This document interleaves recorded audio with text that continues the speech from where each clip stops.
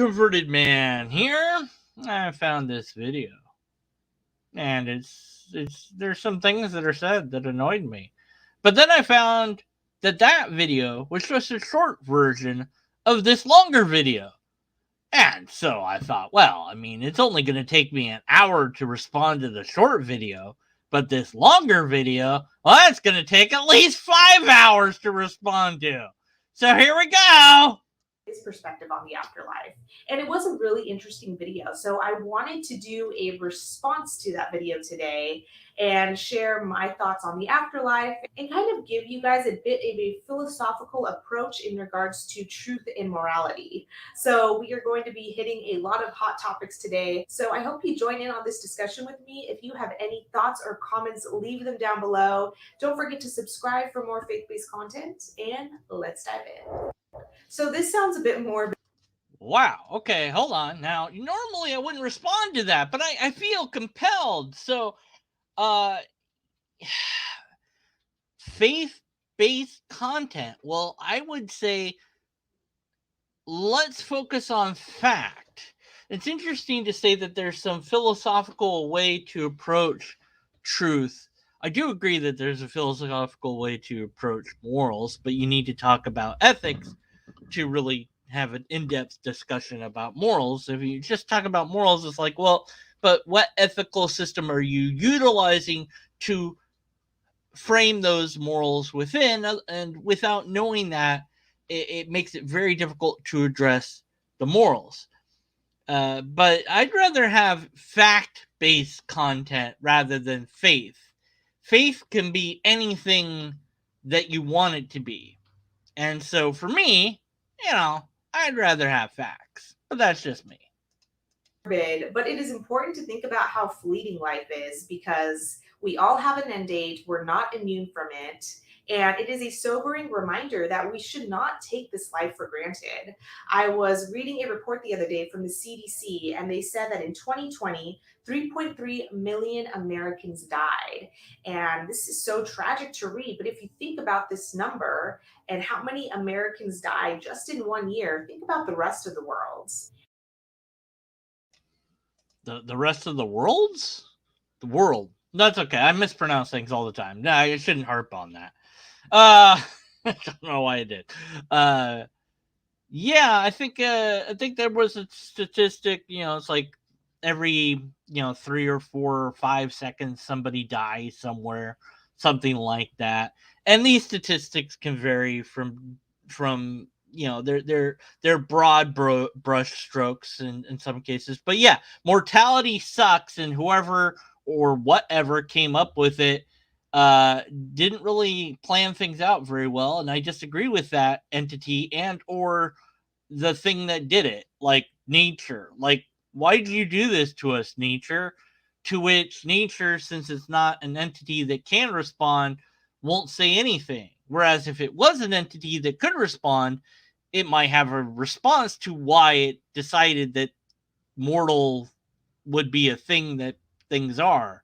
Like, why would you ever have things be mortal if there's a choice to not be, like, rather than be mortal, you could be immortal? Why not make things that way? Or like make it that, like, well, in case you get bored, like, you can exist for however long you want, but there's like a button and some code you have to push. You have to type in this long, elaborate code, and then like a pop-up window's like, are you sure? Really? No, you have to press yes like several times, like before, it's gonna, this is the last warning you get. You press yes one more time, you poof out of existence. It switches where yes is on the thing, so you can't just like accidentally or lazily do it, or, make sure you're not drunk. And okay, I'm gonna. And it is important to understand this so that we can say to ourselves, well, what I do on this earth matters, because I only have one life.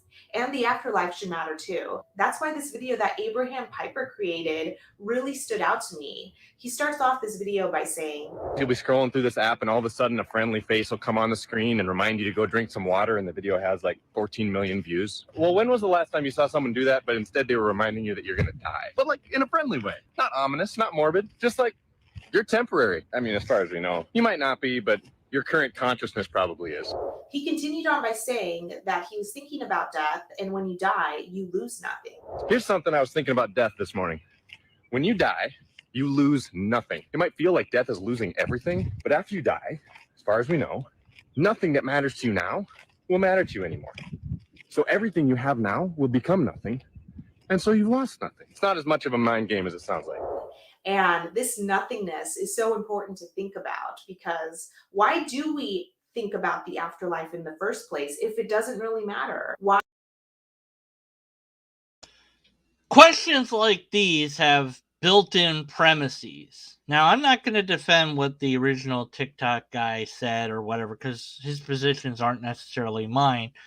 I don't know if there is anything after death. I have no idea. It doesn't appear to be.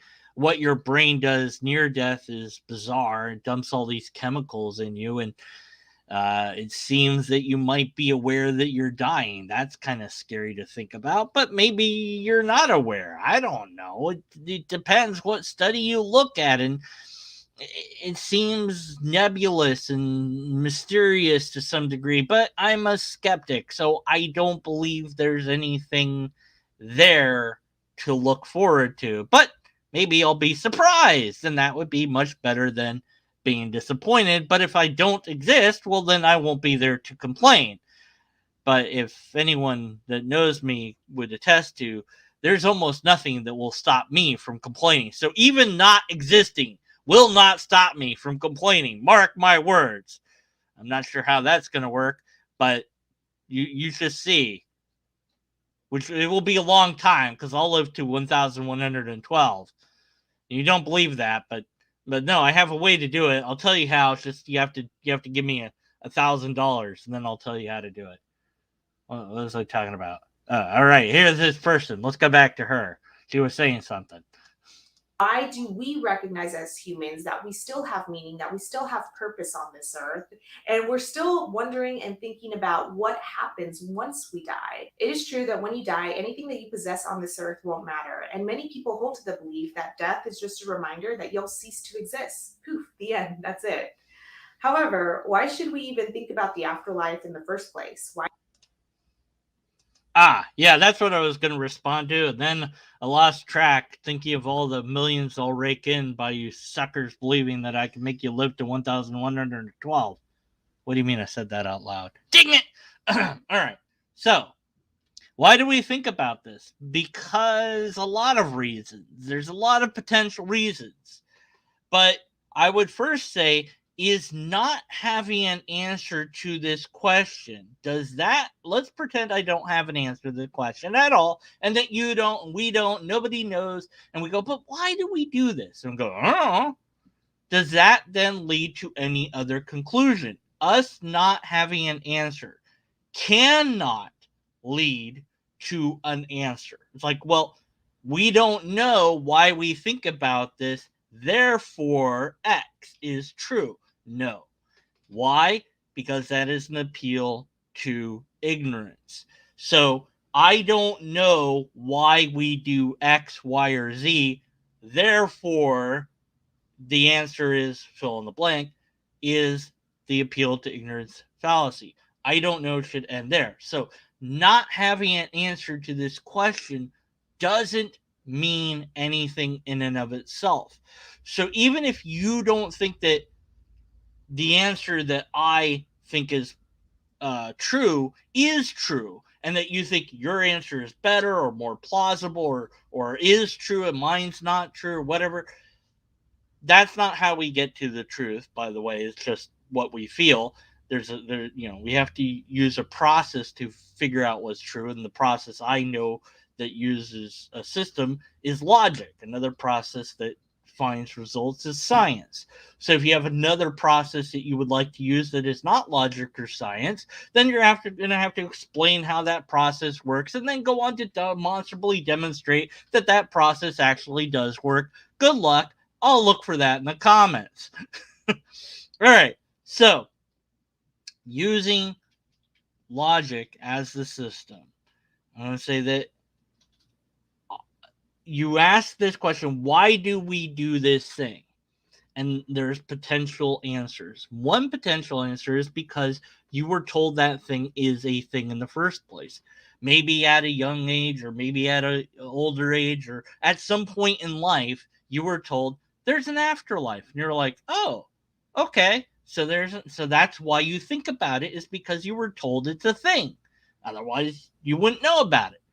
Another possibility is it's very hard for our brain to conceive of not being alive. It's hard to think of nothingness. If you have ever fainted or gone under for surgery, that is a non-experience.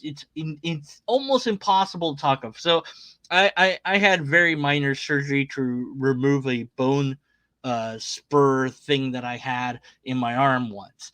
And so I remember them say, okay, count down from 100 or whatever. I think I hit 98 or whatever. And then the next thing I know, I'm in a different room and I'm like, hey, I'm hungry. So the moment the moments that existed between my getting to 199, 98, and then whatever happened between, I don't even know how long I was in surgery for. Uh, I just wasn't even there. There was no me to perceive that time. So what's that like? And my brain's like, what do you mean, what's that like? You weren't, I can't tell you what's that like because I wasn't there to watch it. So, and so, and same thing. I remember when I was young, we did this fainting game, and very dangerous. Don't do it. But we made each other faint, and yeah. And I thought, for whatever silly reason, I thought I was going to be immune. And even the people I was doing it with said that they thought I was going to be immune for some reason too.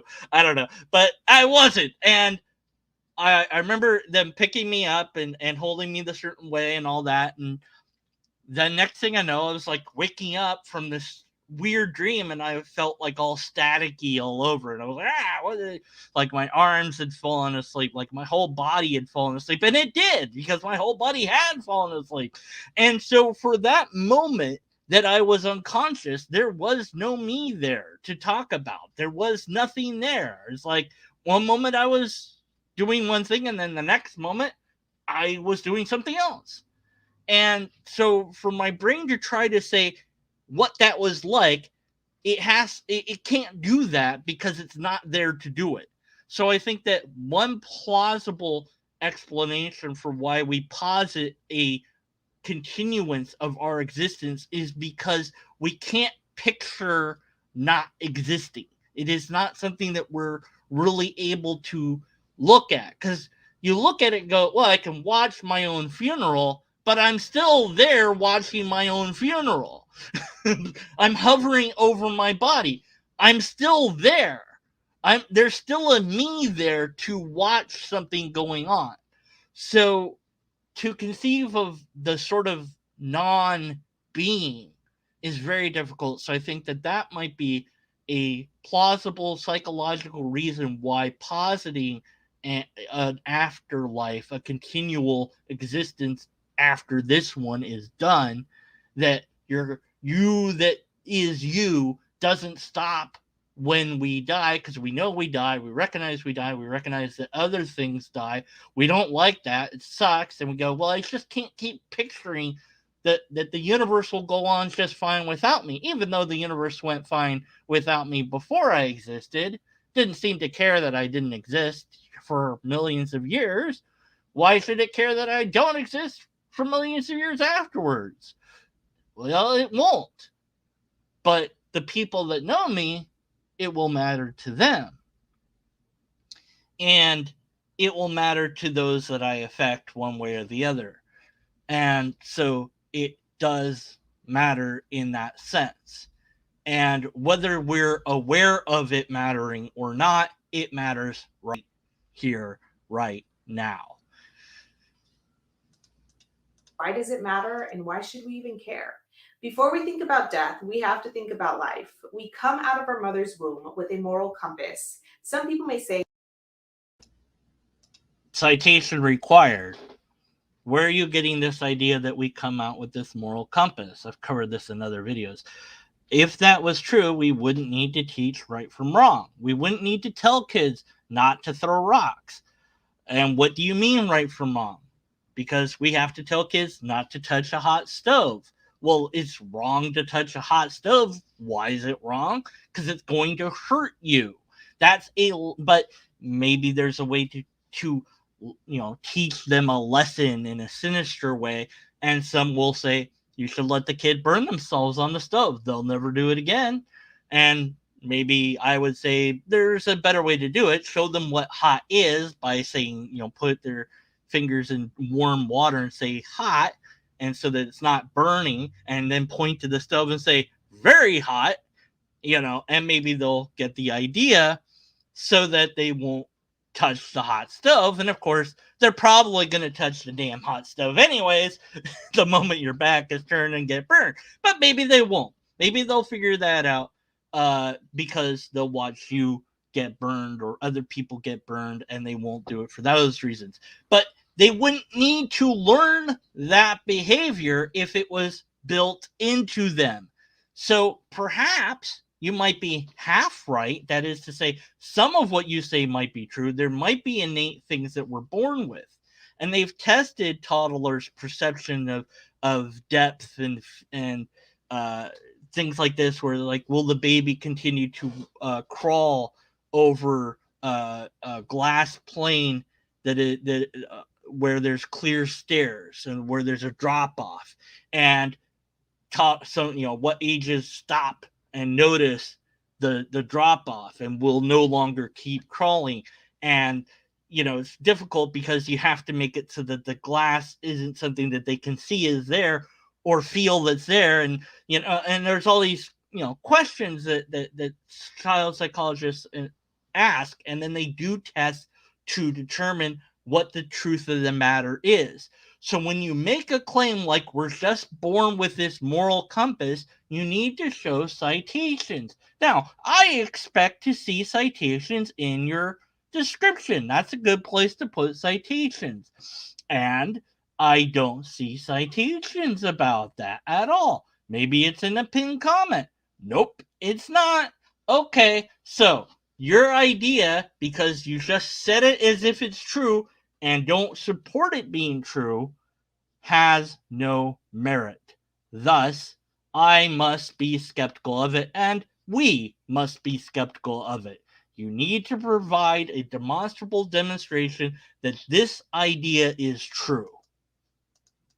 Well, this moral compass is just an instinct. We have a good instinct to do good, and we have another bad instinct to do bad. Others may say we only have a moral compass based off of social conventions, based off of the society that we live in. So if we lived with cannibals, then our view on morality would be completely different than if we lived in a civilized society. I want to give my response.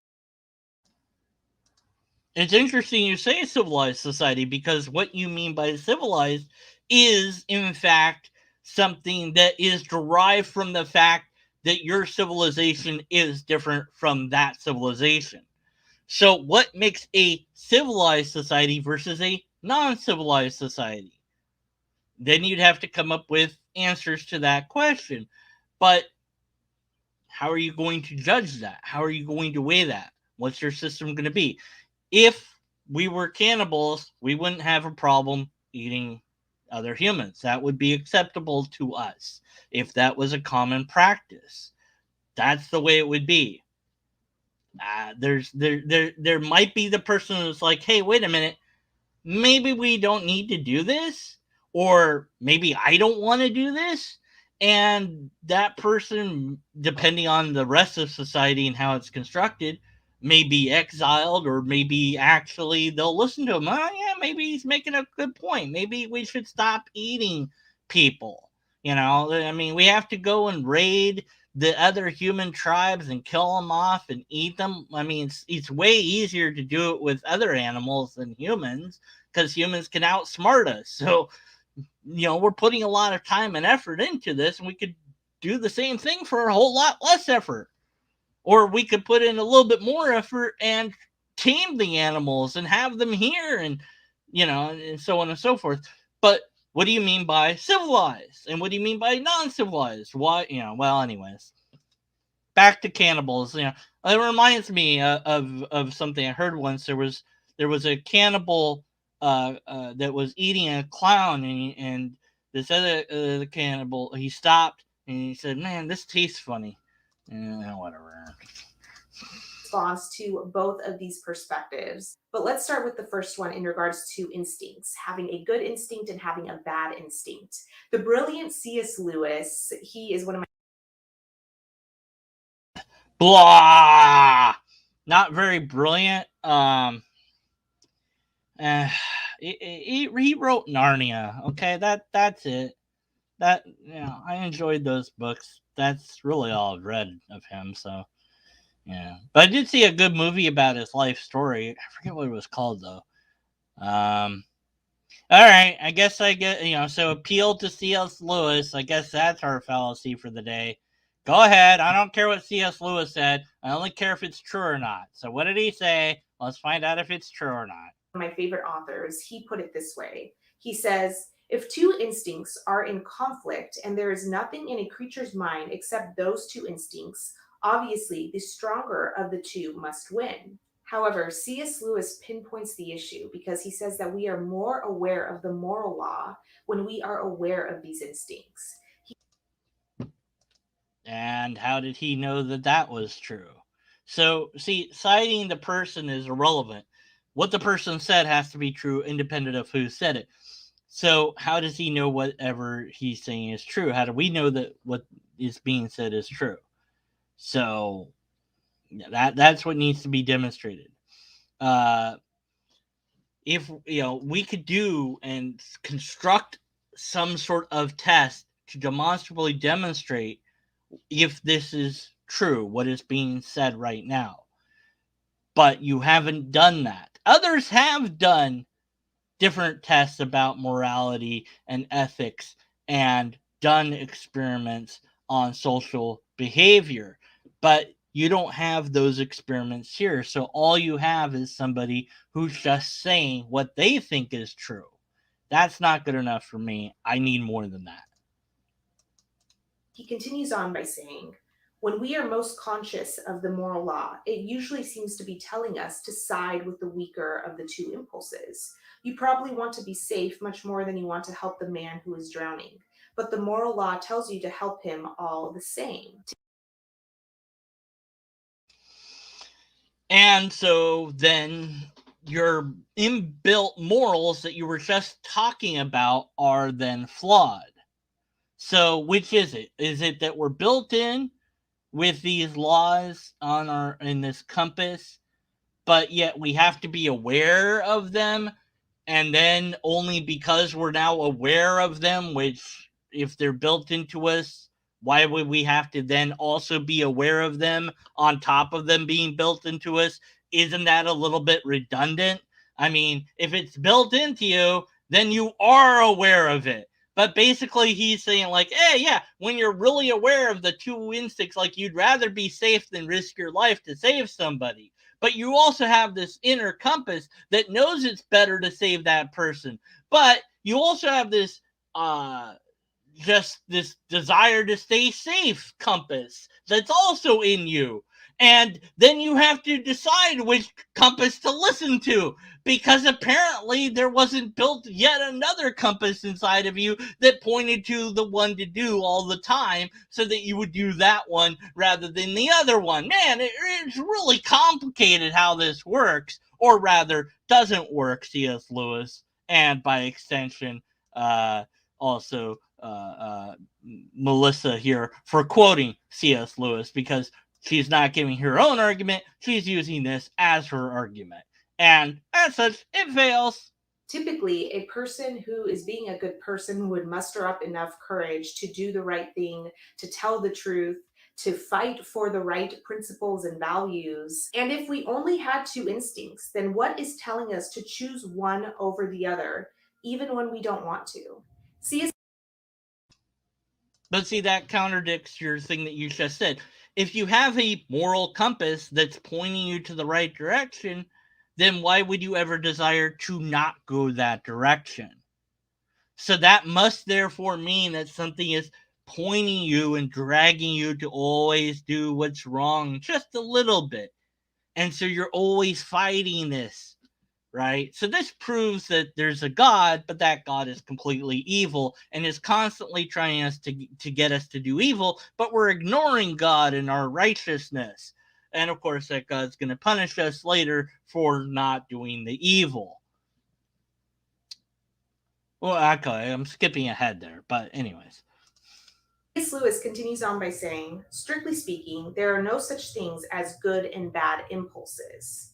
Think once again of a piano. It does not have two kinds of notes on it, the right notes and the wrong notes. Every single note is right at one time and wrong at another. The moral law is not any one instinct or set of instincts. It is something which makes a kind of tune, the tune we call goodness or right conduct by directing the instincts. Ah, okay. So it's not that you have a moral compass, you have a moral piano in you. Well, thanks for clearing that up, C.S. Lewis. That okay, appeal to analogy in and of itself isn't necessarily a fallacy. But when it's this convoluted, I think I'm going to say that this is kind of an appeal to analogy here. It's very much more straightforward when you don't get into the murky waters that we're into right now. When you just acknowledge that we are animals, just like any other animals, and we're social animals, and that because of that, we have developed a highly complicated social system and structure that we have over time adapted to, evolutionarily speaking, that our code of conduct that we place upon ourselves and others is going to reflect our current understanding of the mechanisms which enable us to survive the best, hopefully. But that system is in and of itself an imperfect system because we are not perfect creatures and because the system itself is also not a perfect system.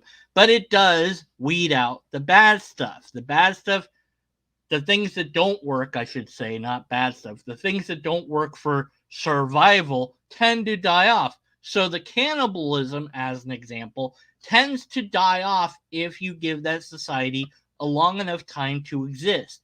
The society eventually stops being cannibalistic because it is not a sustainable system. Similar with human sacrifices. That sort of system starts to die off if given long enough time because it's not a sustainable system, because the needs of the individual to want to survive and the needs of that sacrifice become irreconcilable. The people are sad that the person's getting killed. They're not happy that they get the feast. Plus they notice that whether the person gets killed or not, the feast still happens. And that they also notice the weather doesn't seem to care whether or not somebody's getting sacrificed. So maybe we don't need to sacrifice a person. Let's sacrifice a chicken. Then they notice that, wait a minute, this isn't changing the weather either. Maybe we don't need to sacrifice a chicken. Maybe we don't need to sacrifice anything at all. And so eventually, the things that enable survival, broadly speaking, tend to win out over those that do not enable survival, broadly speaking. Understanding evolutionary psychology is its own field, and it's something that makes sense of life far better than trying to do philosophy by itself without any constraining system overarching it and getting nowhere, because philosophy doesn't have a philosophy to it. Philosophy is kind of stagnant. It doesn't have concrete answers. It probably should, depending on what you think philosophy is. I think it should. But the only systems that we have are science and logic, and we don't have any other coherent systems per se. We have ethics, of course, and ethics is something that you can try to constrain with logic and science, and many thinkers of today are attempting to do that. They're usually secular in nature, and they're doing that based on survival and based on harm, like what causes humans harm. Okay, well, and you think, well, why narrow it down to humans? Well, because we're easy to understand. That is to say, what affects me directly is something I'll be attracted to. And it's like, well, how's that going to help the environment? It's absolutely going to help the environment, because I get hurt by the environment not being clean air. So I want clean air because that enables me to have clean air. So if I say it's then bad to have not clean air, there you go. Then that's something shaped by a more empirical methodology to ethics than just going, well, we have a piano inside of us, and it's just not. C.S. Lewis's ideas might maybe be true, but because you're not demonstrably demonstrating them to be true, nor are you arguing for how they are useful in any way, shape, or form, I'm prone to go with the more scientific approach of ethics that then will my morals will then follow those ethics. And that's something extraordinarily complicated to comprehend, perhaps, or to even explain. And I'm sure others have done a better job explaining than I have. But nonetheless, let's get back to the video. C.S. Lewis is brilliantly describing what morality is when he says this, because it is not just a set of rules or laws. It is ingrained in each and every one of us. We want to play the right tune on the piano, so we're going to choose to do the right things at the right time in the right context. Except for those who don't, like sociopaths and serial killers, and fill in the blank here. So the counterexample outweighs your pleading towards the common man, this fallacy of the everyday person, the broad brushstroke of we all know what's right and what's wrong. Well, kind of, but that's because we were taught that. And unless you are in jail, or maybe even if you are in jail, you've been taught certain things. You've been told, not to do X, Y, and Z because that leads to this consequence. But there's different teaching methodologies, and some work better than others. Teaching somebody don't do it because I told you to is actually less effective than teaching them the reason why, what the consequence will be if they do the action. So if you do X, Z will happen is much more effective than just saying, don't do it because I'm the parent and I told you not to do it, or don't do it because God said not to do it. That's not as effective. Well, why not? Then there must be a thing that made it so that that's the case. But then why is God, and I know we haven't gotten there yet, but we're getting somewhere, but that's embedded in all the things that he's saying, because this is responding to anti-Christian stuff. So at some level, God has to be involved. Otherwise, why use the word Christian, right? So, where's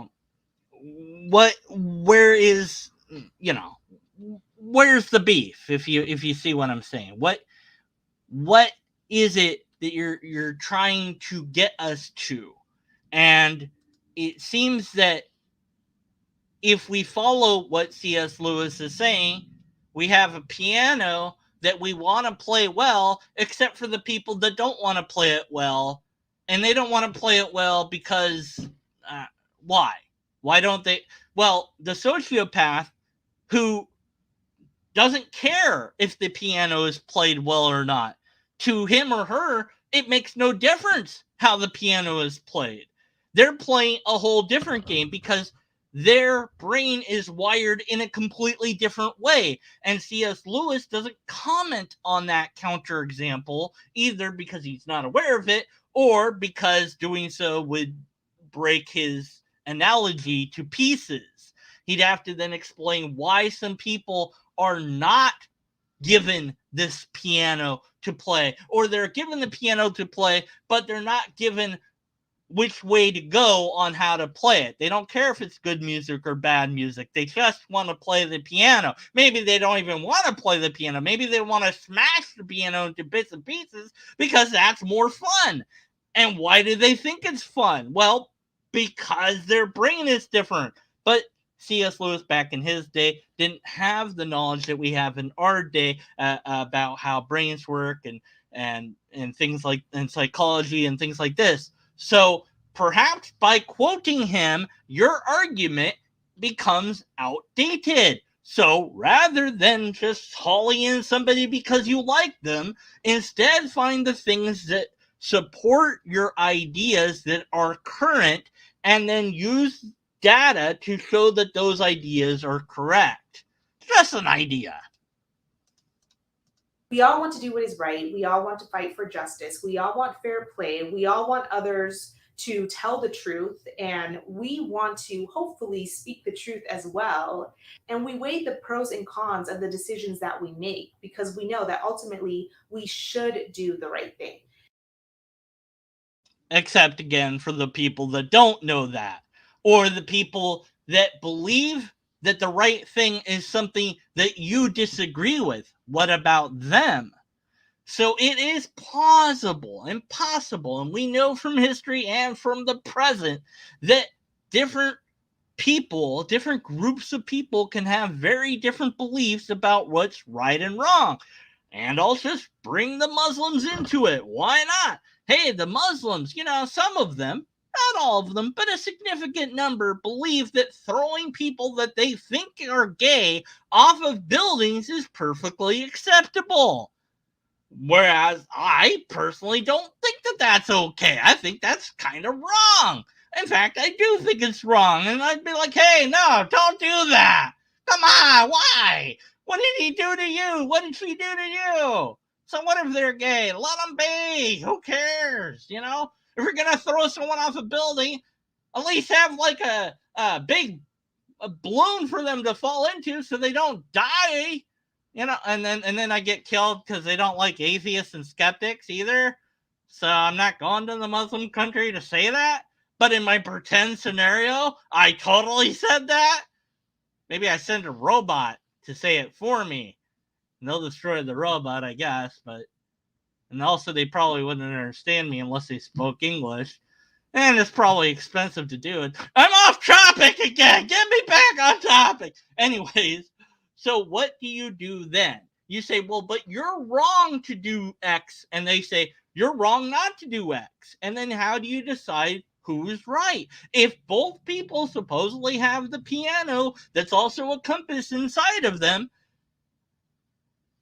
who's right? How do they determine that? How do we decide? What's the system that we're going to utilize to say X is right or X is wrong? Period, end of story. And that's where you go, my book says it. And they go, yeah, my book says it. And then what? Or you say, my God says it. And they say, yeah, my God says it. And you go, well, my God's the real God. They go, well, my God's the real God. And then what? How are you going to decide? You need a methodology to be able to decide who is right or what is right, and you haven't presented us with that methodology, but I'm totally sure that you're going to do that within the next few minutes. And by totally sure, I mean you're not going to do it at all, but I'm being sarcastic. Anyways, back to the thing. And yes, evil people do evil things. Lying, stealing, murder all stem from something that was originally good being twisted. So let's take lying, for example. Lying stems from a person's inability to tell the truth. What? Huh? No, it doesn't. Stop saying things. What are you talking about? Where does that idea come from? Lying stems from the...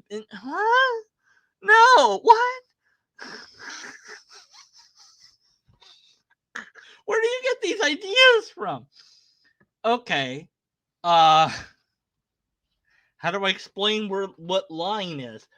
Lying comes from multiple things. And I would have to cite sources if I want to say for sure where it comes from, but I will give a singular example to which you should be skeptical of because I would need to show that it's demonstrably true. Okay, so that singular example would be something odd, but go with me for a moment. Bill Cosby. I know. Not the current Bill Cosby. The Bill Cosby before we found out he was a terrible person. He used to tell this joke about being a kid and about lying and how, it's like, who took the cookie from the cookie jar? Oh no, I didn't do it, oh no, and then the mom would say, or the dad would say, Jesus, or usually the mom, Jesus doesn't want you to take the cookie. Jesus doesn't want you to lie now. You're not going to get in trouble if you tell us the truth. Now, who took the cookie? Oh, I didn't do it. There's chocolate all over his face, and so what he is attempting to demonstrate with the joke that he tells better than I ever could is that kids are trying to avoid the punishment that they fear. Now, what's interesting is there is a study, and I will have to find it if somebody tells me to go find it and post it. Otherwise, I won't do it because if nobody bothers to tell me to do it, I'm going to be lazy about it. But there's a study that showed that people that were in Catholic school where they had to always tell the truth wound up being more creative liars than the kids that weren't in Catholic school where they didn't always have to tell the truth. So there's something about having to always be truthful that made the lies far more creative than otherwise. And that's kind of like backwards from what you would think. You would think, well, the more you're told to tell the truth, the more you'll tell the truth. No, it doesn't seem to be the case. So I guess our piano and compass, or compass piano, is freaking broken a little bit there. Anyways. Originally, if they chose to play the right tune on the piano, they would have told the truth. But they decided to twist the truth and create a lie, which reaps bad consequences. Murder stems from a person's inability to see the worth or value in another person. Maybe. Where are you getting these ideas from? There's multiple. This is reduction. No, is this a fallacy? I don't know if it's a fallacy, but I want to say it's a fallacy. I'm getting the name wrong. Reduction to the simplest answer, and that's not the name of the fallacy. So I'll have to figure it out later. But at any rate, it's like I'm going to reduce this complicated thing into one little simple thing. No, it's way more complicated than that. Murder is something that happens for all sorts of reasons, not just one simple reason, okay? And maybe I'm being unfair here. But I don't care. This is my channel. I'll do what I want. Anyways. Okay, no. But but she is making it seem like this is it. This is where it stems from. Is this one thing. No, it doesn't. Like, it could be a crime of passion. It could be that it could be any number of reasons. And murder is a weird thing anyways, because murder is only murder because we say it's murder. Like, you say, okay, you hit the guy and you killed them. It's murder if you knew about it. It's not murder if you didn't know about it. It's manslaughter. It's not called murder because you did it and it was illegal to do it, but you didn't know that you were doing it, so it's not murder. And it's like, and then if you go to war and you're ordered to kill somebody, that's not murder. You shot and killed that person, but it's not murder because it's legal. So it's legal killing. It's and then if they said, oh no, we changed our mind, it's against the law now to kill the person, and like, if a ceasefire is called and 20 minutes after the ceasefire you shoot the enemy, you are murdering that person, whereas 20 minutes ago you wouldn't have been, because it's illegal now that we've called a ceasefire to kill the enemy, because now it's murder, because it's no longer a lawful thing, because you're not under these things that make it legal to do. So anyways, I don't know. I know that's a little bit of a tangent, but I'm just saying murder is a complicated thing. So why not just say killing instead? Because killing is killing. I was like, why do we not want to kill people? Broadly speaking, well, some people do want to kill people. And sometimes you feel like you want to kill somebody. So why is that a thing? You could ask this why question about anything, but what you're doing here is you're saying, well, it comes from this and it comes from that. How do you know? You have no proof of any of that. Maybe it was pride or jealousy or something else that really took over this person to say, I want to murder another. But when they do this, they are going to reap bad consequences as well. And it is going to end in tragedy and heartbreak because they are killing another person. And we can all recognize that humans have innate value and worth. Let's Well, maybe, but maybe not. It, you take somebody, say Saddam Hussein, who we killed because America was like, yeah, he's the guy that needs to die. And so we killed him. I didn't kill him. Somebody killed him. It wasn't me. Somebody in the military killed him. That was a lawful killing. Was that right? Or did he have innate value? Well, I don't like killing people, but I don't like it, for a couple reasons, emotional, but I'd rather stick with the logical. The person that's dead can't learn that they were wrong. So by keeping the guy alive, you be like, here's why you were wrong. And like maybe he'll never accept that, but at least you have a chance to explain why he's wrong. I'd rather have had the trial than have him killed the way he was, but that's just me. Well, technically, I don't even know if we could say our military killed him because they hanged him. That wasn't us. That was the people there that did that. Anyways, okay, not Osama bin Laden. Woo, I can't. Sorry, Secret Service is totally watching my video. See, I met Osama bin Laden. We definitely killed him, right? So does he have innate value? I mean, to what level and degree? You would definitely want him in prison, right? You wouldn't want him running around being able to do what he did. So, is it, as much as I have a disdain for eliminating humans, there might be a human where that's the only thing that we have to do with them because we have no other options that would prevent them from continuing a reign of evil upon the world that we cannot tolerate anymore. And if we had the technology, maybe we could do something else, but we don't have the technology. I don't know. But, it's just an idea, just to have some nuance tossed in there. And I avoided mentioning Hitler. So, yeah. Oh, now I said it. Dang it. Answer the second response, which says that morality is just a social convention that was taught to us through our education system and through the society that we were raised in. However, there are a few problems with this premise. C.S. Lewis puts it this way. He says, keeping to the right or left of the road and the kinds of clothes people wear may differ to any extent. However, when you think about these differences between the morality of one people and another, do you think that the morality of one people is ever better or worse than that of another? Have any of the changes been improvements? The moment you say that one set of moral ideas can be better than another, you are in fact measuring them both by a standard, saying that one of them conforms to that standard more nearly than the other. But the standard that measures two things is something different from either. You are in fact comparing them both with some real morality, admitting that there is such a thing as a real right, independent of what people think, and that some people's ideas get nearer to that real right than others. Do what now? Okay, I should have stopped it after she said the thing about clothing that C.S. Lewis said.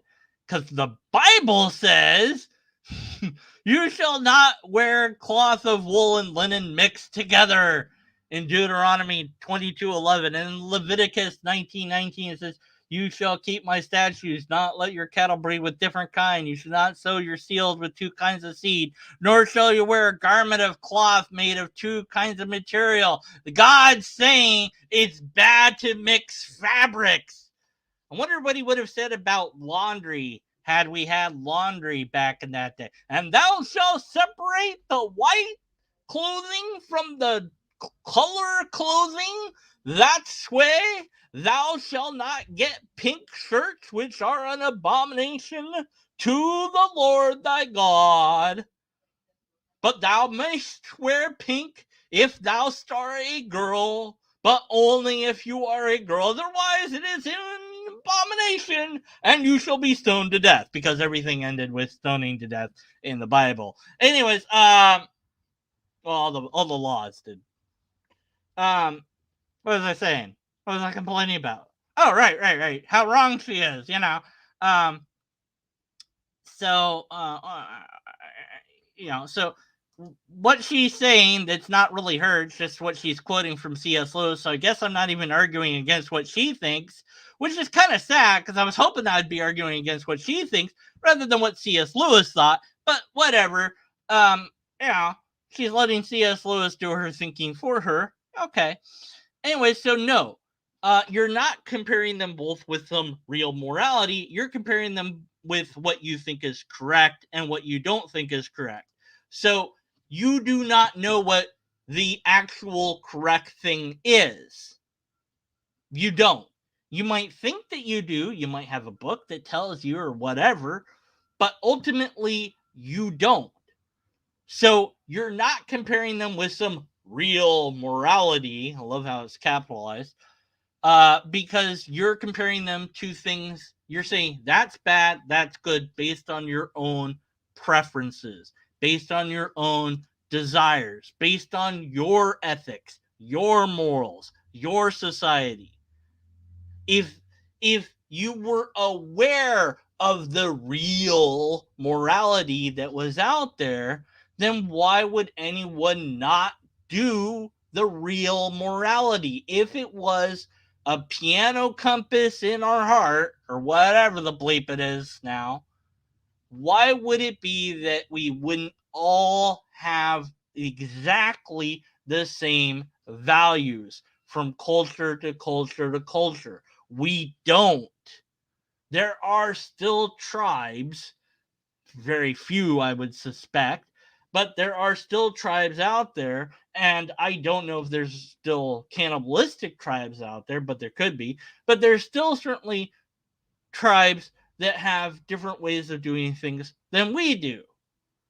And you say China has a different way of doing things than Japan does, and Japan has a different way of doing things than America does.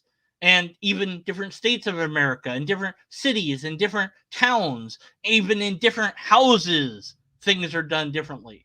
When I go over somebody's house, I expect to act the way that they desire me to within some limits, because I'm trying to adapt to their culture, just within what I consider to be fair limits. I'm not going to do something I don't want to do. If I don't want to do it, then I should leave, or I should try to negotiate with them. But this is just C.S. Lewis saying, well, you can judge things, but you couldn't really judge things unless there was a real thing to compare things to. No, you could still judge things. It's just you're pretending that there's a thing that enables you to judge things in such a way that it will eventually point to the ultimately right way to do things, but there's no system there. There's nothing that C.S. Lewis here says that enables us to say X is correct or incorrect, and here is the methodology to follow to find out that X is correct or incorrect. No methodology is given here. So this is utter useless words on a page. To put it another way, we are constantly comparing society and civilizations and saying this society got it right because they had better morals than that society. And let's take C.S. Lewis's example of Nazi Germany. We can pinpoint Nazi Germany and say that they were evil, that they were doing evil. And even if someone grew up in that society of being evil and doing evil and thinking of Jews in that way, it is still evil. It is still not the right thing to do.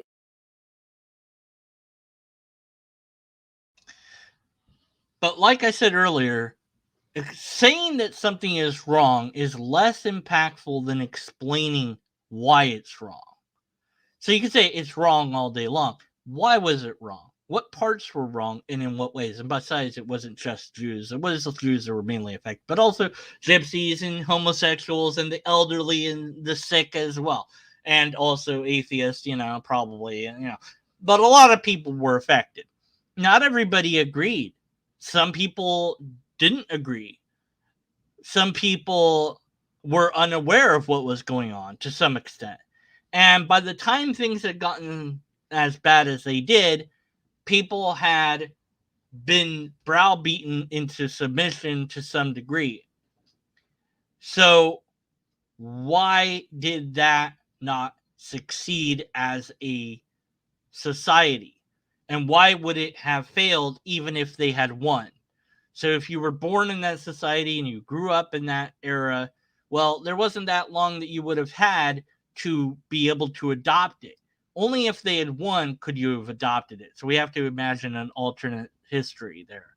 So if we do imagine that, we go, okay, so you pretend that you grew up in that system where you have this supreme race and all that. And then one single virus comes along and wipes them all out because that's all it would take, because if you don't have enough genetic differentiation, that's what's going to happen. And you go, well, damn, I guess they were wrong. There wasn't one superior race after all. And so nature would have wiped it out if nothing else had. So in that sense, they're wrong. And that's an objective measurement because they're wrong in the sense that they don't survive as a society. And you can project out with what knowledge we have that if we follow this ideas to its end and go, okay, your ideas is you have this idea to form this perfect society with one race and so no genetic drift.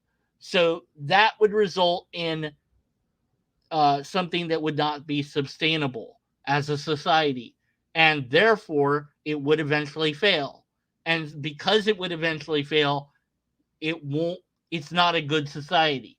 So you could say it was wrong purely on those objective grounds without having to appeal to anything more than the survivability of a society. You don't even have to appeal to ethics or morals really to do what I just did. And that, now, there are ethics you can appeal to that also point out how it's wrong to treat people in the way that we're treated. And there are things that they did that were okay and that still are okay. But one of the things that they did is to accept authority with little to no question. And this has been done in experiments. We are very susceptible to agreeing with authority without thinking about it. And the Miller experiment, where they do this, they pretend to zap the person and it goes up and up and up, and of course they think that they're really zapping a person. They're told keep doing it, keep doing it, and they keep doing it even though they don't want to. And very few people stop doing it because they're going where the authority tells them to go. They're doing what the authority tells them to do. So human psychology then is something that other people can take advantage of who know how to take advantage of it and might indeed take advantage of it. So why would it be that we have this moral compass piano built into us that allows us to be governed by authority that can be wrong? Why would we be built that way rather than a different way where we wouldn't be susceptible to authority in that way? Or is it that perhaps the reason that we are the way that we are is due to evolutionary forces, and that our societies and our hierarchy is part of our psychology because we've evolved throughout time to have these types of civilizations, and it has nothing to do with anything being built into us? I don't know. just an idea that you've got to, you've got this or you've got that. Maybe there's a magical compass that's a piano that was built into our hearts that sometimes we don't want to play the right way, but sometimes we do want to play. And when you're aware of it, then you want to play it the right way. And by the way, I'm going to mention Nazi Germany. We all know that they were bad, so they were playing the piano the wrong way. But why were they playing the piano the wrong way then? Well, you can only compare that they were playing the piano the wrong way because we know what's right. But you didn't really answer the question of why they were doing what was wrong then. If they knew that it was wrong, then why were they doing it? So who is telling us what is right or wrong? And who is that assumes that there is a teller. But I can tell you the answer, or at least one plausible answer. Me! I am telling me what's right and wrong. And you are telling you what's right and wrong. That's it. It's you. telling us how to differentiate between one society with better morals than another? Simply put, the law of human nature tells us what we ought to do versus what we want to do. And even if we don't want to admit this, even if we say the truth is relative, we are always basing what other people do or don't do off of a standard, the oughtness of something. People ought to do this. People ought to think in this way because it is the right thing to do, or because we recognize that it is getting closer to the ultimate right conduct. And there's no system to determine what is the right conduct that you've listed so far. You haven't given us any methodology of how to determine what is right or what is wrong. You're saying we all know it, but apparently people can know it yet not do it. So how do you explain that? How is it that people are knowing that it's wrong to do a thing but still do it? Hitler knew what he was doing was wrong, but continued to do it anyways. And then you're saying that there's, what was this nature thing that you said? Let me get back to that thing. So the law of human nature, I'd love to know where you got that from. Okay, that's the C.S. Lewis doodle. Fuck me. I guess it was wrong to swear. The law of human nature is what you ought to do, and then the laws of nature, and then the, and so we have a moral compass piano built into us that also conflicts with our other built-in moral compass that isn't necessarily functioning. And one of those compasses is telling us what we do, and then one of those compasses is telling us what we ought to do, and then a different compass that's also a piano is out of tune, and we don't even know it, but then we're able to compare because there's a tuned piano that and then because it's so well tuned, then we know that there's a tuner of the piano, and you can't have a piano without a pianist. Checkmate, atheist. What was I saying? I don't know anymore. People do or don't do off of a standard, the oughtness of something. People ought to do this. People ought to think in this way because it is the right thing to do, or because we recognize that it is getting closer to the ultimate right conduct, to this real morality, as C.S. Lewis puts it. We can't escape it. We look at different civilizations, we look at people, and we say, well, they should have done this or they shouldn't have done that. And what's funny is that if you do that, then you're not a good Christian. You're just not.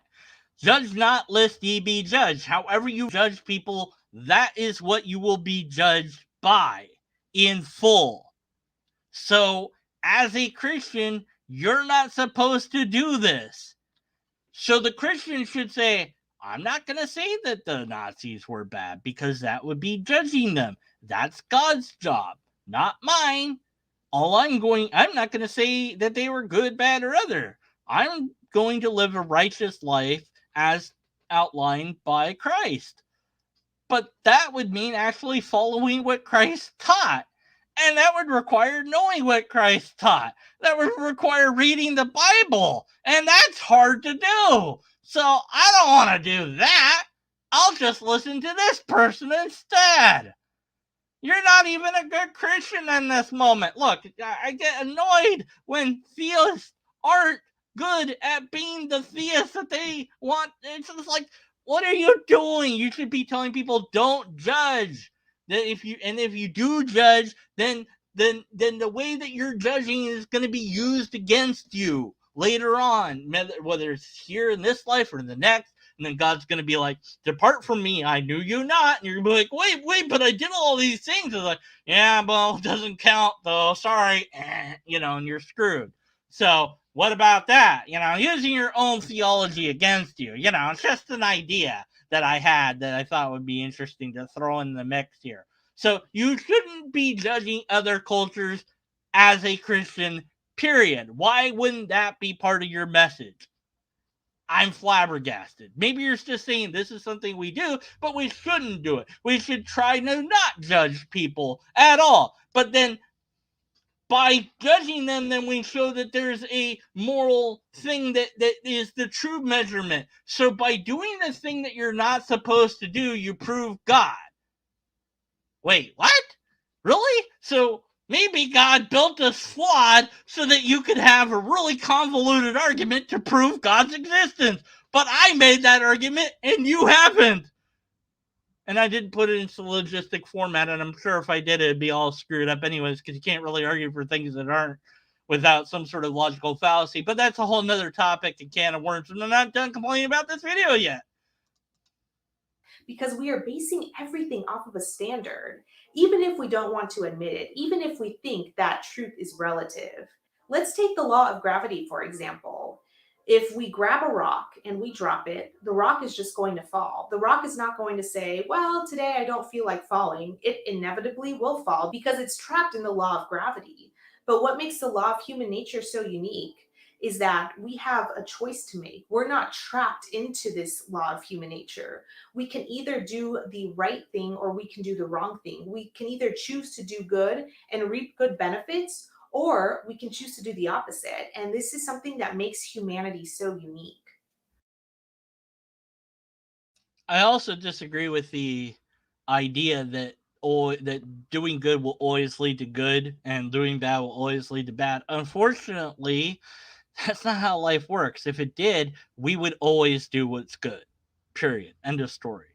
There would be no reason to ever do bad, whatever that is. So you can say, oh, stealing is wrong. Okay, if you're going to use that. Go, well, I was starving though, and I stole enough money to feed myself. You could say that. And you say, well, but what? Okay, what made it wrong? It's the stealing is the wrong part, but why is it wrong? I was hungry. Well, maybe you could have gone and just asked for food instead. I'm like, yeah, well, but I was ashamed. I felt shame that I didn't have enough money to feed myself, and so that feeling rode my intellect and my ability, and I was so hungry I couldn't think straight anyways. So you might find yourself in such a position where it seems, well, there's this bread on the table and I can just take it and eat it and then I'll feed myself. And, that's stealing, but, it saves me the trouble of asking permission for it. And they might say no.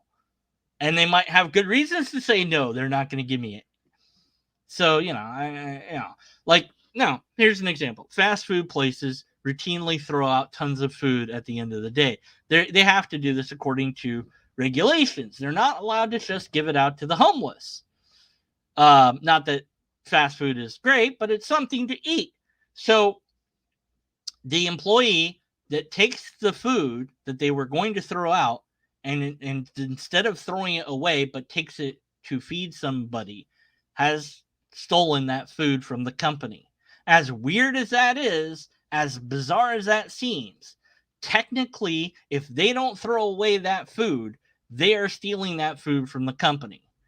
And it's like, but if they throw it in the bin and then the person jumps in the bin and eats it, what's the difference? Well, that's also illegal but that's a whole nother thing. Like, but why? You're gonna, because of regulation, because of this, because of that. And so these nuanced, complicated laws that we have, your simplistic thing just doesn't even begin to address it.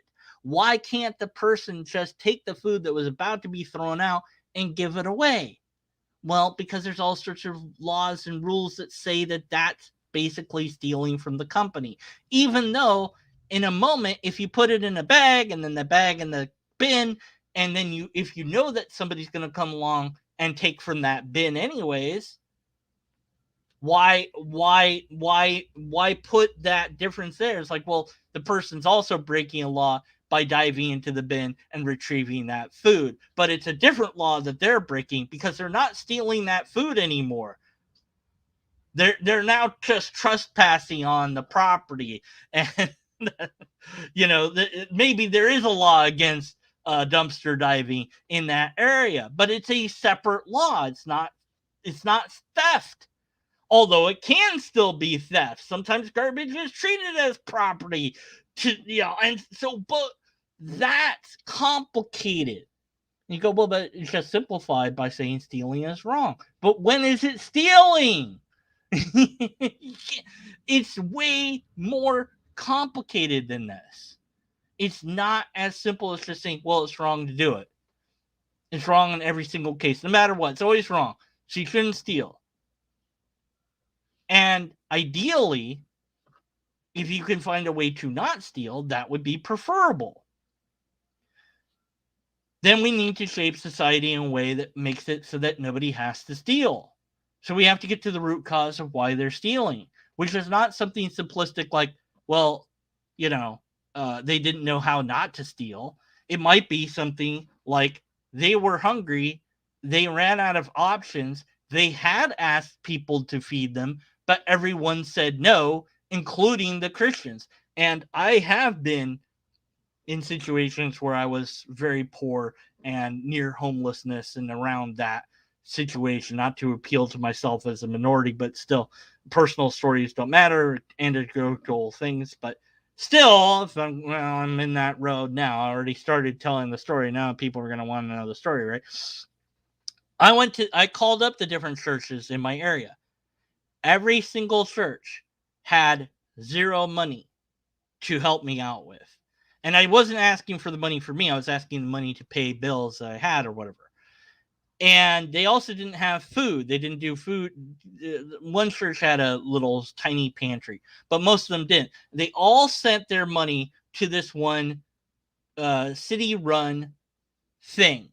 And so you went to the city-run place where you think, well, all this money has got to be a lot of money now. And you go and you sit through this boring, long class where the person tells you how ramen noodles will save your life. I kid you not. They were like, ramen noodles, eat ramen noodles, ramen noodles. It was like an hour of this person talking about how great ramen noodles were. I'm like, yeah, I know ramen noodles are cheap, but I have literally no money. This doesn't help me. And after all that, then those of us who didn't leave because you had to stay there the full hour, so people that are looking for work and stuff like that can't stay there an hour, so they leave. The rest of us schmuck that could waste that hour wasted another hour being additionally processed through the system. And after that, from I think it was, I want to say 20, 25, 30 people, it got down to like 3 people that made it all the way through, and I happened to be one of the 3. And I happened to overhear one of the 2 volunteers saying to the other, okay, well, we only have like $25 in the safe to give out. And I'm like, $25 split 3 ways is nothing. That's not even going to make a dent in my in the bills that I have. They need it. These other people need it more than I do. And how do they not have as much money? Well, because they give out money over time in this method. So would it be better that the churches had it on hand to give it directly when somebody needs it? Or is it better that they all gave it to this one person? Well, the church has been told through their own teaching of scripture that when somebody asks, you give it to them. But they're not following the scripture. Instead, they're doing something that they've decided is more useful. And well, it's better that we give all our money to this one place. They'll distribute it more fairly than we could. But that's not what the Bible told them to do. So they did it the wrong way. But maybe the program's doing it the wrong way. Well, somebody somewhere is screwing up because people aren't being helped in the way that they ought to be helped. And other people that are aware of that aren't doing anything about it. Well, why not? You go to a Christian at a church and you're like, hey, I need some help here. I need a job. I need food. I need this. And they're going to turn you to one of these programs. They're not going to get, and maybe they'll give it from your pocket like they're supposed to. But my point is, why aren't you living the way that the Bible says to live? Maybe, and here's an idea, it's not because you're sinful and all that, but maybe because the biblical way to live is too simplistic in our complicated society. Maybe the way to live that it portrays is not something that you can actually do in reality. Just an idea. But you're not even bothering to endorse Christian morality. I, a skeptic, am doing it for you. So the real question is, what is directing our oughtness? I ought to do this even when I don't feel like doing this, even when I don't want to at all, even when it doesn't make me feel safe. C.S. Lewis says, it begins to look as if we shall have to admit that there is more than one kind of reality, that in this particular case, there is something above and beyond the ordinary facts of men's behavior, and yet quite definitely real, a real law, which none of us made, but which we find pressing on us. No matter how we view society, we have an innate instinct that makes us say, I don't want to be cheated on. I don't want to be lied to. I want others to treat me fairly. We already know that. Even if you are the most evil, uncivilized society out there and you were raising a nation of evil people, you would still say, well, I don't want them to cheat on me. I don't want them to do evil to me. How do you know any of this is true?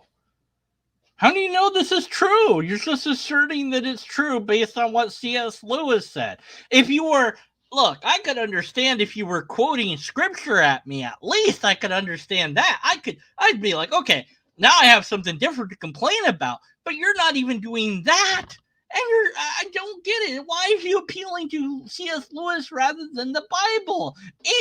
My brain can't understand it. By the way, the fact that my brain doesn't understand it doesn't make it false. Just to clarify, that would be an appeal to personal incredulity and or an appeal to ignorance, depending on how my brain didn't understand it and my conclusion based on what I didn't understand it was.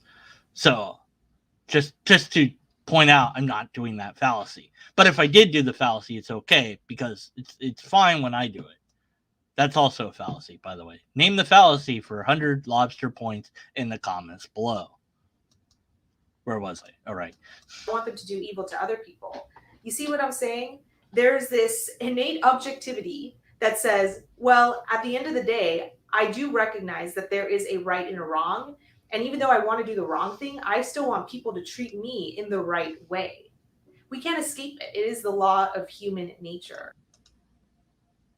Not really. I mean, you can go about thinking that the other person is going to cheat you, kill you, etc. And maybe that's the reason you want to cheat, kill, etc. them.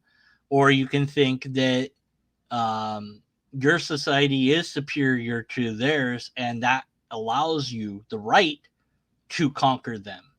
In fact, there was a bunch of people back in the day that conquered a whole bunch of people. The Mexicans, you might have heard of the Mexicans. And these particular conquerors brought with them a book, and they told the natives who had no idea how English was, more than likely. And they said, they read from the book and they said, okay, do you believe it? And they're like, we don't know what you're talking about. Or when they even did translate it, like, that's not what we believe. They said, okay, you're heathens. for not believing that, and therefore you're uncivilized, and that makes you less than us. So now we get to take all your stuff. And then they did. And those people were Christian. Huh. Interesting. Now, that's not to say that other civilizations haven't done things like that too, because humans are often nasty to other humans because they are. And whoever wins, wins. And that sucks. And then we kept doing it anyways, and, there's no, now we don't do it as much, or we do it in different ways, but we still find ways to screw over each other, and that sucks. But why do we do that? Well, it's in our nature, but then why is it in our nature to do that? Because reasons. And Abraham Piper misses the point when he says, Nothing that matters to you now will matter to you anymore. So everything you have now will become nothing. And so you lost nothing. It's not as much of a mind game as it sounds like. However, if that was so, if our imminent deaths meant that we lose nothing, why do we have a moral compass living inside of us that tells us what we do here on earth has consequences, meaning, and purpose? Okay, this is a huge non sequitur. It does not follow. And also, I would say, potential red herring. One thing has nothing to do with the other. Even if it was the case that we had this moral compass / piano in us that you haven't demonstrably demonstrated that we do have, that doesn't mean anything about our death at all, or that there is nothing after that. In fact, having a moral compass would make sense with or without an afterlife, if indeed it was a real thing, which I don't know that it is because you haven't demonstrably demonstrated that it is, so I have to be skeptical of your conclusion. So assuming that there is this moral compass, granting, tentatively speaking, that there is a compass in us, and that when we die, that's it from my perspective. Well, I still treated others nicely, hopefully. I still tried to do what was right, hopefully. Maybe not. I don't know. I still suffered those consequences one way or the other. So it still guided me. And that I'm no longer around for it to guide me, it did its job. So there you go. Even if there's no afterlife, it still has utilitarian functionality. Utilitarian. That's not the word. It has a pretend I didn't say that. It has a function in us, regardless of the other thing. So it has nothing. One thing has nothing to do with the other. You're adding in more. You've made the whole thing complicated when you should have just talked about the afterlife stuff rather than mixing in morality with it, which has nothing to do with what. Well, actually, maybe it does have something to do with there's an afterlife or not, but we haven't gotten to that. But I just object to your point, that your idea here that having a moral compass wouldn't make sense if you didn't have an afterlife, and also saying it that way is an appeal to ignorance and or personal incredulity, depending on how she said it. And I don't want to hear her say it again because I'm almost done with this video, and I've been going on for like an hour plus. I told you it was going to be a long one. I told you. Imagine if I had done the short video. I would be done by now. No, I wouldn't. I'd still be ranting like this. Maybe not. I don't know what I'm doing. Sometimes I wonder. People don't comment. I tell them to comment. Deconvert a man. What? Deconvert a man. Get back to the video. What? Oh, shit.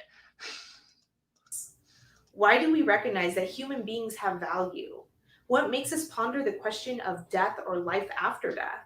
If there was no life after death, why does that question come up in our minds in the first place? I already answered this question earlier, but I'll say what I said again, just in case you missed it, I guess. First of all, not knowing the answer to this question doesn't then therefore lead to any other answer. So if I say, I don't know, then that does nothing to change anything. So it at best is an unanswered question. But what you're doing is suggesting that because there's this question, that must mean there's an answer. But that's not necessarily true either. there's lots of questions to which there is no answer. Like, that you can really give. Like, why is your nose not upside down from what it is right now? Why are your nostrils not like facing up towards the sky? Now, you might be able to figure out a reason for that, but why not? Why is it that way? Why was I born as a human rather than, I don't know, say it, lobster? Why wasn't I born a lobster? Why wasn't I born a lobster? Sorry. Anyways, so deconverted man's lost it. Get somebody else on. Well, that's all we have is deconverted man. Oh my word! Somebody hire someone new. We're not making any money off of this. Who is that? I'm your fake director. Right, but who are you talking to? Your fake producer. Oh, okay. So I have a fake director and a fake producer. You're just delaying the inevitable. Get back to the video. All right, fine. Whatever. If our value stems from happenstance and random chance, because there is no God and there is no spiritual realm, then why do we think about these questions? Who put these questions on our heart in the first place? Who's directing what we ought to do versus what we want to do? Who's the mind behind everything? Now that assumes there is a mind before. To ask when did you stop beating your girlfriend? That is a loaded question. What you just asked is a loaded question. Who's doing the thinking? Asserts that there is a who to do it. Aliens. There's your answer. Aliens, okay? Aliens are doing it. That's who. It's your future self. Your future self builds a time machine, goes back in time, and tells you, whispers into your brain, like their brain and your brain are quantumly connected, right? So they just think what you should do into you, and your brain translates it, and you do it, and you wind up doing what you would have done anyway. So your future self's really irritated at that, but they're trying to help you to do better. But the voice that you're hearing is their voice from the future. There you go. There's an answer. No, it doesn't make any sense, but it's an answer. I'm a turkey. So you wanted to be a lobster. Shut up. If we think that we are capable of crafting morality out of nothing, then we think way too highly of ourselves. What? So what? If that's the case, so what? Even if it's true we think highly of ourselves, that doesn't negate that we can't do it. And who suggested that we're crafting it out of nothing? What ethical system are you talking about? What are you talking? Why did I do this video? The short video was like 3 minutes long. I'm gonna play the short minute video, and after this, and then I'm gonna cover the short video because why not? I might as well. Because we have to come to the recognition that we are imperfectly flawed, and we did not create truth in the first place. So who did? Think about. What? Who did? That assumes there is a who. Nothing created. What do you mean truth? What? Who created truth? No. Stop it.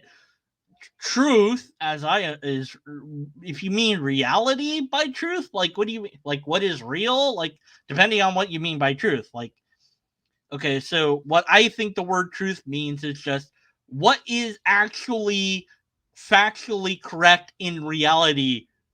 That's what truth is.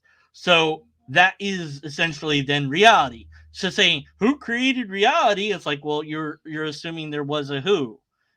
Or what created reality? Then you're assuming there's a what.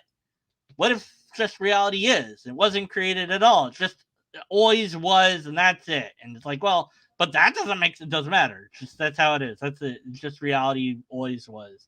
Not the way that it is today, but reality in some total has always existed. And there's no escaping that because without reality, you don't have there's nothing, and then nothing is impossible because that's just how reality functions. And you're like, well, I don't like that, but it doesn't matter if you like it or not. That might be how it is. I'm not saying that is how it is, but it might be. So think about that. Yeah. So instead of saying who created it or what created it, or ask the deeper, more complicated, more nuanced, thoughtful question of how do I determine if anything is even a thing in the first place? What system am I going to utilize to do that? What is going to be my methodology? Am I going to have data? Am I going to have valid and sound argumentation? Am I going to have repeatable tests? Or am I going to just go with philosophy and go, Wiggle Woggle said woolly wom, therefore is true and lobsters exist. So there you go. It was in a book. Somebody said it. Nobody cares. Whatever, in the Lobsterist, in the Mighty Lobsterist that some of you have read, but nobody has done a video about. No one has done a video about the Lobsterist yet. And if anyone ever does, that person will be awesome. But no one has, even myself. I've talked about it, but I haven't done a full lobster video about the Lobsterist. But it's an actual book that really exists. By actual, I mean it's an ebook. It's a thing you can read. I guess you could call it a book. Whatever. Anyways, that outlines the real details of the real reality that nobody's aware of. But you haven't read The Lobsterist. But I'm going to assert that that's the real reality that you're aiming towards. And you don't know it. But secretly, deep down, you do know it. Now, that's an empty assertion because I haven't demonstrably demonstrated that it's true. You don't know what the bleep I'm talking about. You're like, the Lobsterist? What are you talking about? Like, it's this thing, it's in the link, it's on my About page. You can go look, go click it, go read it. I'm not even going to provide you the link. You're going to have to do all that. Then you're going to have to tell me why it's wrong, which you can't do because then that means you're judging, which you're not allowed to do as a Christian. But then if you are judging, then it proves the Lobsterist is real because the Lobsterist outlines that it has an objective standard to measure things by. And you say, no, but my objective standard thingy also measures things. And I go, okay, well, which one's right then? How do we tell the difference? Because you don't have an underlying methodology to determine which one is actually true. And that's what you need. Think about that. Think about this. Us humans are the only creatures on Earth that are able to dialogue, that are able to think, that are able to discern between right and wrong, that are able to ask ourselves questions about the meaning of life. Animals, when they're born, they do not think about life and death. They do not think about why they are here or why they exist. How do you know that? How do you know that? Cite sources, citation required. Primates, other primates have interesting and sometimes advanced morality that we wouldn't think that they have. So how do we know that they're not thinking about this stuff? Maybe they're not, but that doesn't mean any. Whatever. Oh no, I lost the thing.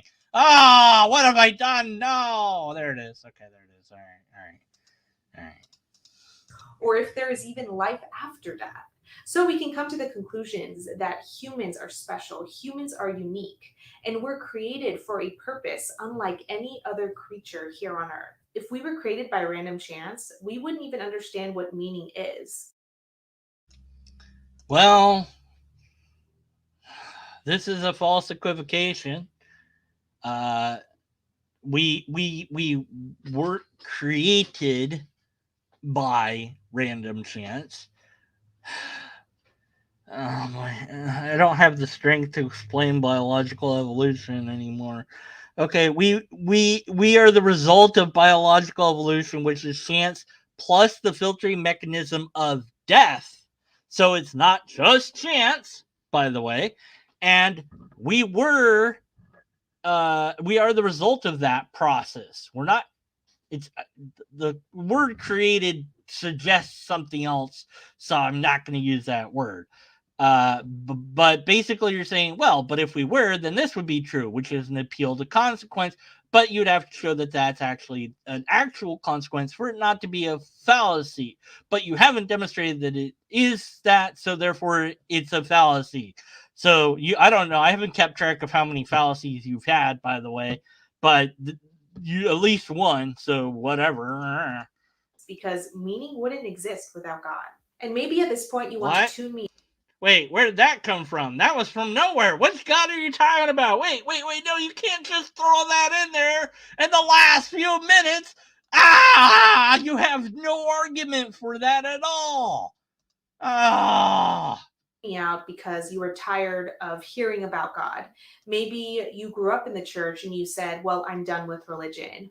Or maybe someone hurt you at a church. I don't know what your situation is, but I am here to tell you today that there is too much evidence out there to rule out the fact that us created beings do not have a creator. Man, I wish you'd given us any evidence. You didn't. You didn't. Name one. Name a evidence. Please, you didn't do that. Why didn't you give us anything then? And you're right, you don't know my situation. So, if you want to know my situation, I highly advise you to get my book called Caught Between an Infinite Hope and a Finite Despair, available on Amazon. That's Caught Between an Infinite Hope and a Finite Despair. That's right, this book has been sealed with the lobster seal of approval. Actually, didn't get that yet, but we're working on it. We're pretty sure it's going to get it. Actually, does get it, but it's an invisible award. Anyway, it's Caught Between an Infinite Hope and a Finite Despair. It's paperback. It was published then. That's when it got on there, but it's been on there for a while. And that's me, Dan Green. Although that's not my real name, that's my fake internet name. But anyways, that's the name that I used to publish this. So you could get that book, and it explains my deal. Here's 3 reviews that people wrote. There would be more reviews than this, but Amazon has this stupid thing that you have to spend $20 or $50 or something or more to be able to post a review. Otherwise, I'd have at least 4 reviews, maybe more by now. But I don't, because of that stupid Amazon policy that they have. They ought not to do that. That proves that Amazon was created by turtles or something. Where did the other thing go? Oh, great. Now it turned off the video. It's almost done. We got to get to the very end in case she says anything that actually proves anything that she said. I doubt it, but we got to do it because otherwise people be like, oh, Deconverted Man, you didn't do the whole video. And I'll never hear the end of it. We think that and I'll we be, do not have a creator. You don't. Well, then we are going to even have to deny that we have meaning, value, and purpose in the first place, which I keep on reiterating. No, one thing has nothing to do with the other. So no, we won't. And even if we did, that doesn't make it false. So all you've done is say, well, but if we say there's no God, even if that's true, then we also have to do this other thing, which is terrible. Oh no, not this other thing that's also terrible. That's just an appeal to consequence. If X is true, Z is true. I don't want Z to be true, therefore X is not true. Of course, you haven't demonstrably demonstrated anything at all that you've said, so there's no reason to think that anything you say is true. It might be, but you don't have any evidence, any empirical evidence, any repeatable test, wait, I can't say all that yet because she's not done. Oh my word, I have to get through this. And Romans 8, 1, 19 through 20 Oh, here we go. says, Bible verse. for what can be known about God is plain to them because God has shown it to them. For his invisible attributes. Yeah. This passage makes no sense. And you're not talking. And the thing is, okay, Romans. Who wrote Romans? And who would, well, Romans is a letter that Paul wrote to the Romans. Which Romans? I don't know. Why should I care what Paul said? As far as I can tell, Paul's an absolute liar. So I don't care what Paul said. Skip. There's reasons why, right now, whatever. Anyways, blah, blah, blah, Bible. At least you did Bible. You did the one Bible verse. Some distant being that did not want to be known, then we would not have a moral compass to begin with, because morality teaches us about God, because God created morality. And if you think about it... No, you need to prove that. Anything that is bad in this world is a twisting or a manipulation of what was once good. How do you know that? So goodness can exist without the bad. What? But bad cannot exist without the good. How do you know that? Bad things on this earth are a manipulation of what once was good. And I hope at this... Wait, what? How do you know that? You still haven't tuned me out. I know these are big topics, and I hope you are following along. Yeah. I recognize that I haven't even scratched the surface. You haven't given But I've been praying about the topic of morality and truth and the... Okay, here's an idea. Instead of praying, which has been shown through metadata studies to not do a darn thing. You could have, like, I don't know, researched these topics instead of just hoping that God would tell you how to talk about these, which clearly God didn't help you at all, because if it had, I then you would have a good argument here, and you'd have the thing that would convince me, but you don't. So God didn't help you out. That's clear. Okay, so maybe God said no to your prayer, or maybe God said wait, or maybe, or I don't feel. Maybe God was taking a break. What did you pray on Sunday or Saturday, or is it Friday? I never remember. One of the days of Sabbath. I don't care. We're almost done. Oh my God. Oh my word. Existence of God and how to respond to these Abraham Piper videos, because I love hearing different perspectives, especially on the afterlife and the brevity of life. And so as I was praying about this, I wrote this down. What if God's intention was to create a world where we would get to know him and we humans decided to rebel against him? What if God gave us the free will to do what we want and reap the consequences, because a relationship is a choice? What if? Okay, well, all right. Okay. What if this is true? Okay, so why would humans rebel against God, and why would God care if we did? And what would that mean exactly, anyways? How could anyone rebel against a being of such power? I mean, there's nothing I could do that hurts God. So why would it care? Well, then again, I'm assuming a lot of things about God, but I'm assuming the attributes of God that classical Christian theism has. So God knows everything, is everywhere, and is powerful, and or all powerful, or at least logically powerful at any rate. But why would then God hide itself? Did it hide itself because we rebelled against it?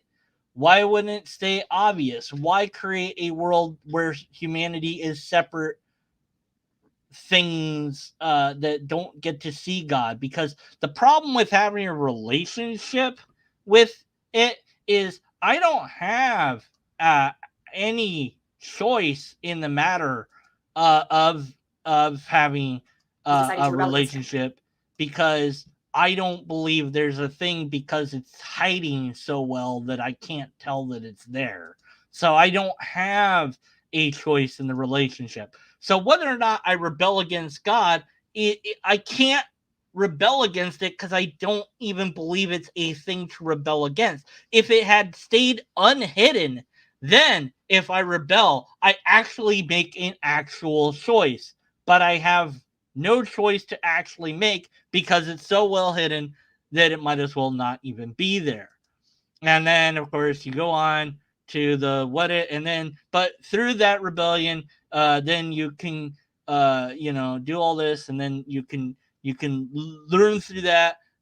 So you learn through the rebellion that without the thing, that your life is meaningless. I don't know, it's just me, but why didn't just God make it so that you would know that life without it is meaningless? But why would you rebel against the thing if you knew that doing that would mean your life is meaningless? And why would your life be meaningless without the thing that made you? Why would it make you in that way? Why wouldn't it make you in a different way? I don't know. These are weird questions to ask, and to pretend that you came up with them on your own. I don't know. Maybe she came up with them on her own. I don't know.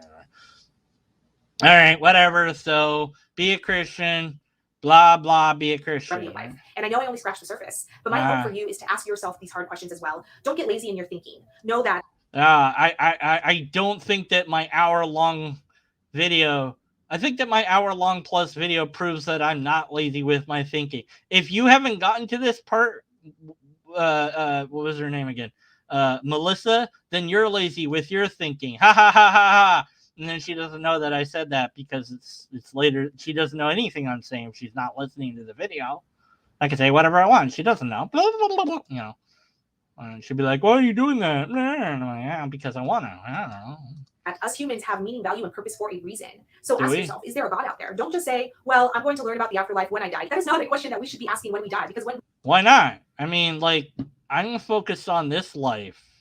I'm not worried about. I'm not worried about something that I have no proof that there is a thing of in the first place. Like there's nothing I can do about it. If it's there, that's great. If it's not there, okay. There's nothing I can do one way or the other. My desire about it is irrelevant to the fact of the matter. So I have nothing to worry about or think about one way or the other about that. And same thing for God. Like, I have no reason to believe it's a thing because apparently it's hiding from me so well that I can't detect it in any way that is coherent. And you certainly haven't given me any reason to think it's a thing. So what else you got? We died. We made our decision there and then.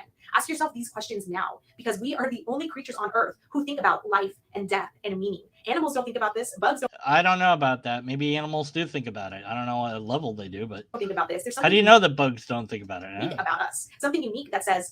Yeah, just because even if we are unique, that doesn't mean anything other than we're unique. But so what? I am someone who likes to create because I am a human. I am capable of creating. Therefore, is there a creator out there? I'm also.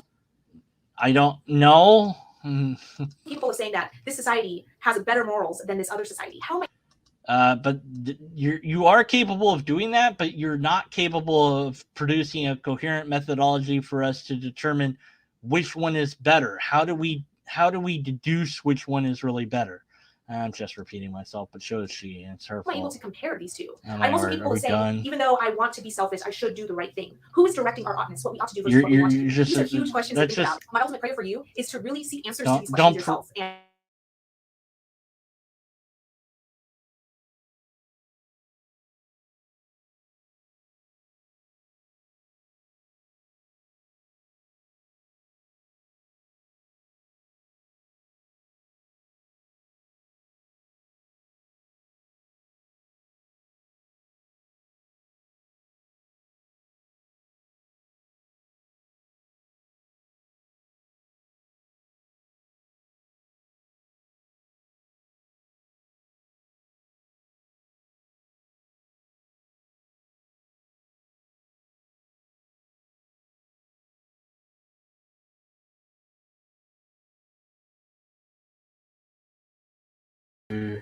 Okay, internet died.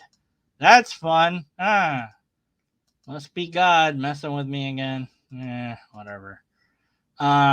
She was almost done, so whatever. He wants to commune with us, and I am a testament to that because God has changed my life, and I hope that's you. And so, with that being said, thank you so much for watching. Leave your thoughts and comments and prayer requests down below, and subscribe for more faith-based content as we tackle hard questions, dive into the Bible, and see what God says about them. Okay, she's done. I can say that okay. All right. I know somebody can move. Oh, you didn't watch the last second. Like maybe the last second she said something, and I missed it. Oh man, I know somebody's gonna do it. Somebody's gonna say it. Here we go. Let's just make sure. Yeah. Let's just get to the end. Like, where was I? Like at the very end. Okay.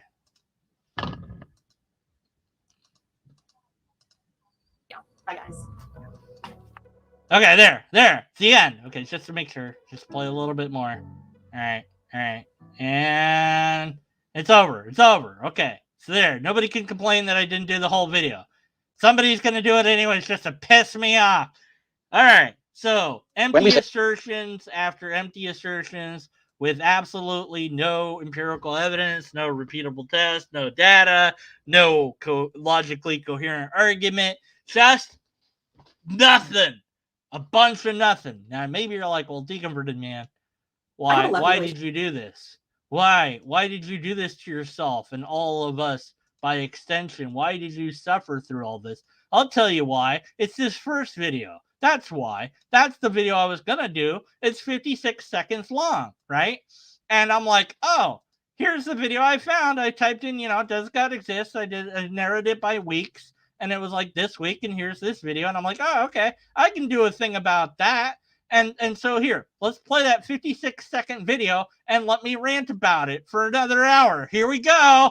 There's this innate objectivity that says, I do recognize that there is a right and a wrong. And even though I want to do the wrong thing, I still want people to treat me in the right way. We can't escape it. It is the law of human nature. If our imminent deaths meant that we lose nothing, why do we have a moral compass living inside of us that tells us what we do here on Earth has consequences, do we? Meaning, and purpose? I don't know. Do we? Why do we recognize that human beings have value? Do we recognize what makes us ponder the question of death or life after death? I don't know. If there was no life after death, Why does that question come up in our minds in the first place? Because if our value stems from happenstance and random chance, because there is no God and there is no spiritual realm, then why do we think about these questions? All sorts of reasons. Who put these questions on our heart in the first place? No, stop. Who's directing what we ought to do versus what we want to do? Goodness. Who's the mind behind everything? So you see everything that she said in the longer video, she said there, but it was shorter. So if I covered that video, then what I'm doing, I would still be doing the same thing. So no matter what, this is what the result is. It's all predetermined or something. That's a, you know,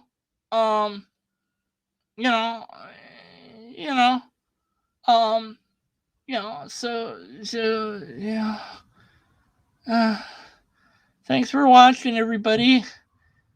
I don't know if you made it this far, and if you did, post a comment in the comment section and share this video and like it and tell everybody about it. And somebody make a video about the lobsterist. Why does no one ever want to make a video that I want them to make? Why won't you do it? Why won't you comment? I'm like, please comment. Nobody comments. Why wasn't I born a lobster? My voice is gone now. I blame you all. It's all your fault. I blame you, Brian. I blame you, Yin Yang. I blame Diana. Cats love me. And what the hell are they? Why are they talking about that? What the Blaster Master is your fault? Who else was in here? Main Gun, it's your fault. It's all your fault. Everything's your fault. Especially the things that you don't think are your fault. It's all your fault.